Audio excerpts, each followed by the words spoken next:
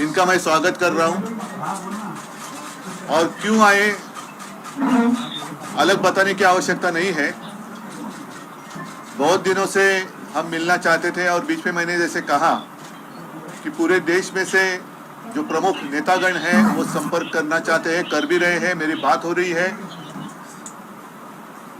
रही है और अपने देश को अधिक मजबूत बनाने के लिए हम मिलकर क्या कर सकते हैं, यही हमारे बीच में एक जो विचारधारा कहते हैं वही विचारधारा है कि देश को अधिक मजबूत कैसे बनाया जाए। खैर, मैं तो हमेशा आपके साथ बातें करते रहता हूं, आगे भी करूंगा, लेकिन मैं अरविंद जी को कहूँगा, विनती करता हूं कि अरविंद जी आप आए हो, आप बताइए। सब लोगों को मेरा नमस्कार।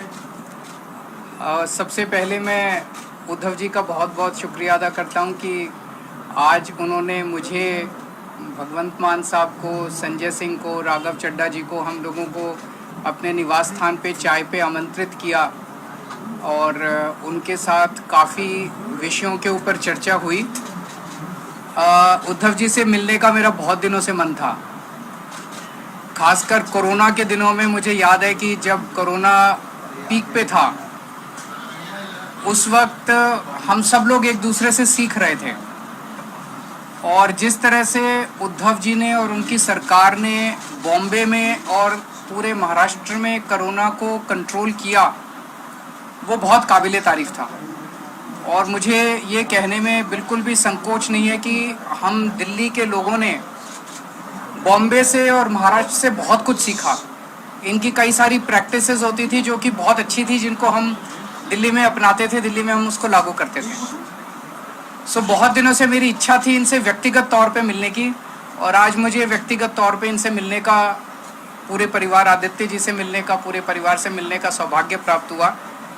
और हमने बहुत सारी चीज़ों के ऊपर चर्चा भी की। आज देश के जो हालात हैं उनके ऊपर हमने चर्चा की। आज देश का युवा जो है वो बेरोज़गारी से बुरी तरह से त्रस्त है। पढ़ लिख के लोगों को, बच्चों को नौकरी नहीं मिल रही है। बड़े बड़े उनसे वादे किए गए थे कि 2 करोड़ नौकरी देंगे, 4 करोड़ नौकरी देंगे, बच्चों को नौकरियां नहीं मिल रही हैं। और युवा जो है दर दर की ठोकरें खा रहा है। लोगों के घर का खर्चा नहीं चल रहा है। इतनी महंगाई हो गई है, इतनी ज़्यादा महंगाई हो गई है कि लोगों को अपना आमदनी बढ़ नहीं रही है और लोगों का खर्चे बढ़ते जा रहे हैं, चीज़ें महंगी होती जा रही हैं। जिस तरह से मौजूदा केंद्र सरकार कुछ चंद पूंजीपतियों को फ़ायदा पहुंचाने के लिए एक तरह से पूरे देश को गिरवी रख रही हैं, सारे देश के संस्थानों को बेचती जा रही हैं। अब एक बहुत बड़ा आज सुनने में आया कि LIC जो है वो LIC भी अब धीरे धीरे घाटे में जाने लगेगा। करोड़ों करोड़ों लोग, जिन लोगों ने अपनी पूरी जमा पूंजी LIC के अंदर जमा कराई थी, उन लोगों का क्या होगा। इन कई सारे विषयों के ऊपर चर्चा हुई, देश के गंभीर हालात के ऊपर चर्चा हुई। हमारा देश तभी आगे बढ़ेगा जब हम एक दूसरे से सीखेंगे। हमें एक दूसरे से लड़ना नहीं है, हमें एक दूसरे से सीखना है। इस देश की जितनी भी समस्याएं, उन सारी समस्याओं का समाधान कहीं ना कहीं देश के अंदर है, पर यह है कि हम आपस में मिलते नहीं हैं, आपस में चर्चा नहीं करते हैं। तो मुझे बहुत अच्छा है कि उद्धव जी से आज चर्चा हुई बहुत, और हम इसको अब आगे मिलते रहेंगे और इस रिश्ते को और आगे लेके जाएंगे।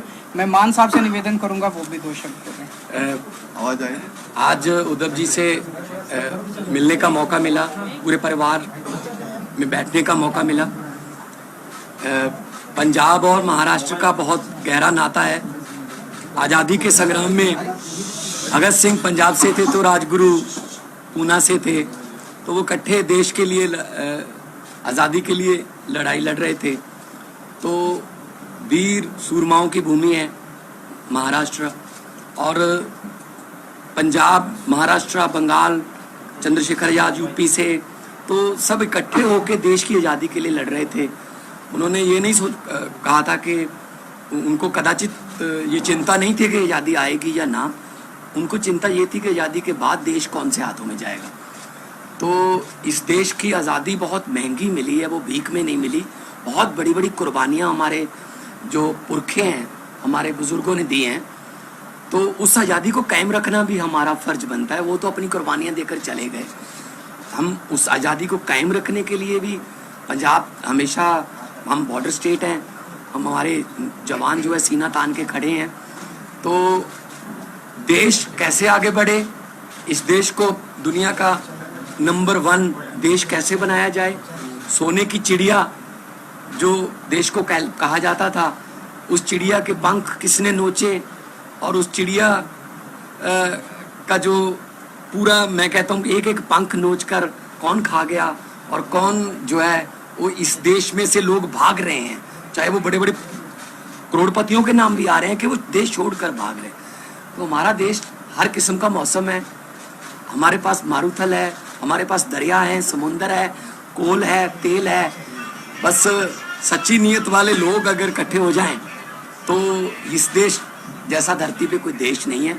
तो पूरे देश के 130 करोड़ लोगों का जो कल्याण कैसे हो, हर घर के चूल्हे को जो है वो आटा मिले, हर घर में आग जले, चूल्हे में रोजगार मिले और तरक्की हो, तंदुरुस्ती हो, इन मुद्दों पे बात हुई और अच्छा लगा। मैं धन्यवाद करना चाहता हूँ एक बार फिर उद्धव जी का और उनकी फैमिली का कि उन्होंने हमें यहाँ बुला के मान सम्मान दिया। आप आते रहिए। बीएमसी चुनाव को लेकर कुछ बात हुई है क्या? आपकी पार्टी की काफी तैयारी कर रही है बीएमसी चुनाव लड़ने की, इसके बीच में कुछ बात हुई है?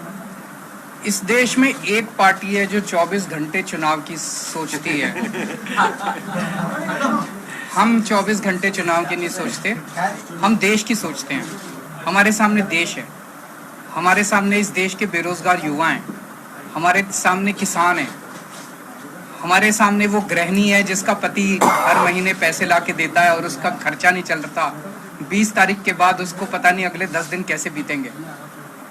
उन मुद्दों के ऊपर चर्चा हुई। जब चुनाव आएंगे चुनाव की भी चर्चा करेंगे।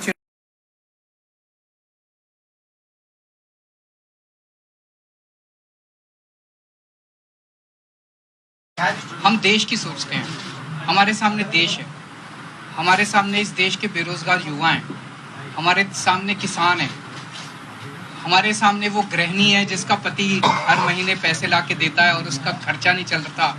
20 तारीख के बाद उसको पता नहीं अगले 10 दिन कैसे बीतेंगे। उन मुद्दों के ऊपर चर्चा हुई। जब चुनाव आएंगे चुनाव की भी चर्चा करेंगे।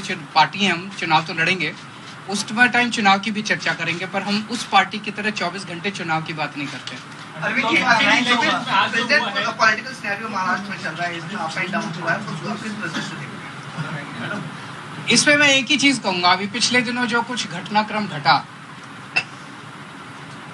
उद्धव जी की पार्टी की चोरी हो गई, उनका सिंबल चोरी हो गया, उनका नाम चोरी हो गया, उनका सारा जो था वो सब चोरी करके ले गए। पर मैं एक ही चीज कहना चाहता हूँ, इनके पिताजी शेर थे और ये शेर के बेटे हैं, तो पूरा महाराष्ट्र इनके साथ है। करता हूँ कि सुप्रीम कोर्ट से भी मिलेगा और मेरा अपना मानना है कि ये सारे आने वाले चुनाव जो हैं वो स्वीप करने जा रहे हैं उद्धव ठाकरे जी। तो सर आप क्या सोच रहे हैं कि आने वाले समय में अगर महाराष्ट्र में चुनाव लड़ते हैं तो उद्धव जी के साथ आप अलायंस करेंगे? क्या सोच रहे हैं? जब चुनाव आएगा आपको सारी बातें बताएंगे। आज बहुत कॉलेज देखने को मिला है फिर से और कई फायर भी हो गए, इस तरीके की खबर आई स्टैंडिंग कमेटी इलेक्शन। मैं क्या बताऊं, ये तो आप उनसे पूछिए। गुंडागर्दी के सिवा उनको कुछ काम नहीं आता। अगर वो इतना देश की जिम्मेदारी उन लोगों को दी हुई है, अगर वो देश के बारे में सोचें तो देश बहुत तरक्की कर सकता है। चारों तरफ गुंडागर्दी, चारों तरफ ये, इससे देश आगे नहीं बढ़ता। हम आपस में क्यों लड़ते हैं? हम आपस में इतनी गुंडागर्दी क्यों कर रहे हैं ये लोग? भाई जब दिल्ली की जनता ने 134 सीट हमको दी, 104 सीट उनको दी, तो मेयर तो हमारा ही बनना चाहिए। 2.5 महीने से मेयर ही नहीं बनाया, डिप्टी मेयर तो हमारा बनना चाहिए, स्टैंडिंग कमेटी तो हमारी होनी चाहिए, बना ही नहीं रहे। रोज लड़ते हैं। बताओ, मेयर का चुनाव कराने के लिए अगर हमें सुप्रीम कोर्ट जाना पड़ेगा तो ये तो दुख की बात है। अरविंद जी, एक सवाल ये था कि विपक्ष के नेता लगातार आरोप कर रहे हैं कि सेंट्रल एजेंसियों का इस्तेमाल किया जा रहा है। दिल्ली का सिनेरियो, महाराष्ट्र का सिनेरियो, इस विषय पे आपकी उद्धव जी से कुछ गंभीरता से डिस्कशन हुआ है? देखिए, कायर लोग इस्तेमाल करते हैं। ईडी और सीबीआई और ये सारी एजेंसीज का इस्तेमाल कौन करता है? कायर लोग करते हैं। करने दीजिए उनको। उन्हें हमसे डर लगता तभी तो करते हैं। आपके घर ईडी नहीं आई, आपके घर सीबीआई नहीं आई, इनके घर आती है, मेरे घर आती है, परसों ये कह रहे हैं मनीष सिसोदिया को गिरफ्तार कर ले, हमें कोई फर्क नहीं पड़ता। जनता देख रही है। अंत पंत में सच्चाई की जीत होती है, झूठ झूठ होता है, सच्चाई की जीत होती है।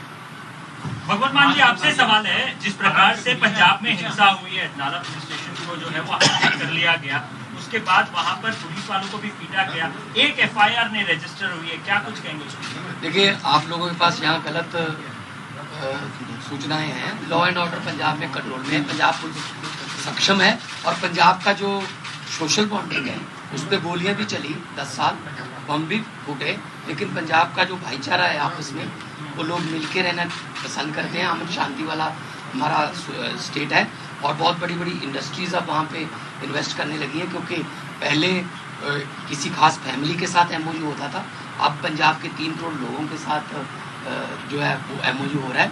पंजाब को नंबर 1 स्टेट हम बनाने में अपनी तरफ से हमारी गारंटी थी। जब अरविंद जी और हम सारी टीम चुनाव प्रचार कर रहे थे, तब हम गारंटियाँ दे रहे थे, बिजली मुफ्त की गारंटी, कच्चे मुलाजिमों को पक्के करने की गारंटी, रोजगार की गारंटी। तो मैं तो मतलब यही कहूँगा कि लंबे सफ़र को मीलों में मत बांटिए, कौम को कबीलों में मत बांटिए। एक बहता दरिया है मेरा भारत देश, इसको नदियों और झीलों में मत आप पे